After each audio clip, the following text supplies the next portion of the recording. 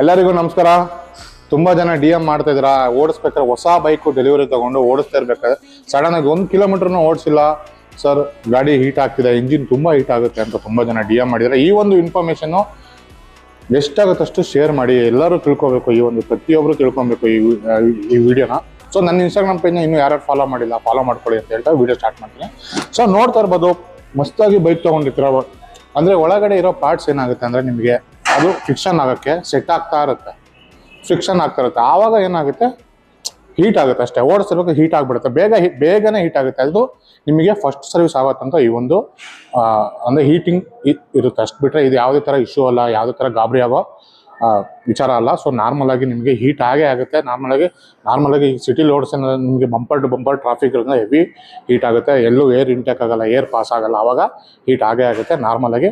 ಇದು ಯಾವುದೇ ಥರ ಹೆದರುವಂಥ ವಿಚಾರ ಅಲ್ಲ, ಮತ್ತು ಏನು ಗಾಬರಿ ಆಗೋವಂಥ ವಿಚಾರ ಕೂಡ ಅಲ್ಲ.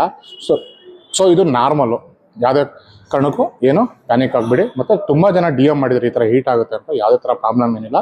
ಫಸ್ಟ್ ಸರ್ವಿಸ್ ಆದಮೇಲೆ ನಿಮಗೆ heat, first second service heat ತಂತಾನೆ ಆಟೋಮೆಟಿಕ್ಕಾಗಿ ಕಮ್ಮಿ ಆಗ್ತಾ ಬರುತ್ತೆ, ಇಂಜಿನ್ ಸೆಟ್ ಆಗುತ್ತಂತ ಅಷ್ಟೇ. ಓಕೆನಾ? ಈ ಒಂದು ಇನ್ಫಾರ್ಮೇಷನ್ ಯಾರ್ಯಾರಿಗೂ ಗೊತ್ತಿರಲ್ಲ ಅವರು ಈ ವಿಡಿಯೋನ ಶೇರ್ ಮಾಡಿ, ಮತ್ತು ನನ್ನ ಇನ್ಸ್ಟಾಗ್ರಾಮ್ ಪೇಜ್ನ ಫಾಲೋ ಮಾಡಿ. ತುಂಬಾ ಕಷ್ಟಪಟ್ಟು ವೀಡಿಯೋ ಮಾಡ್ತೀವಿ, ತುಂಬ ಎಲ್ಲ ವೀಡಿಯೋ ನೋಡ್ತೀರಾ, ಬಟ್ ಫಾಲೋ ಮಾಡ್ತೀರಾ. ದಯವಿಟ್ಟು ಫಾಲೋ ಮಾಡಿ, ಎಂತೆಂಥವ್ರಿಗೂ ಫಾಲೋ ಮಾಡ್ತೀರಾ. ತುಂಬಾ ಕಷ್ಟಪಡ್ತೀವಿ. ನೋಡೋಕ್ಕೆ ಹೆಂಗಿರುತ್ತೆ ನಮ್ಮ ಎಷ್ಟು ಕಷ್ಟ ಇದೆ. ಒಂದು ವೀಡಿಯೋ ಮಾಡಬೇಕಂದ್ರೆ ಒಂದು ಪರ್ಮಿಷನ್ ತೊಗೋಬೇಕಾಗುತ್ತೆ ಮ್ಯಾನೇಜರಿಂದ.